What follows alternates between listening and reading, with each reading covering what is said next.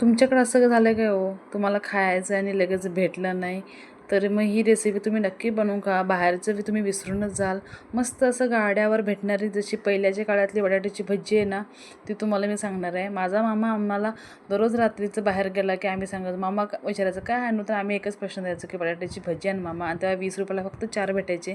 आणि मग तुम्हाला आत्ता समजले की बापरे, एका बटाट्यामध्ये 10-15 तरी बनत असतील. तर चला मग बनवूया. तर बेसनचं पीठ घेतले, मीठ टाकलेलं आहे, सोडायची वगैरे गरज नाही यासाठी. त्याच्यानंतर मग इथं गरम करून तेल घेतलेलं आहे, ते मी टाकलेलं आहे, तुम्ही बघू शकता. आणि पाणी घालून व्यवस्थित असं बेटर तयार करून घेतलेलं आहे. 2 बटाटे घेतलेले आहेत आणि त्याचे व्यवस्थित असे बारीक काप करून घेतलेलं आहे मी. त्यानंतर थोडं त्याच्यामध्ये बटाटा घोळवून पिठामध्ये ते गरम केलेल्या तेलामध्ये टाकून घ्यायचं आहे. मस्त असे कुरकुरीत आणि पिवळसर झालेले आहेत बघा, एकदम जसे गाड्यावर भेटतात तसंच आहेत. बिना सोडा किंवा इनो असं काहीही ह्याच्यामध्ये टाकलेलं नाही.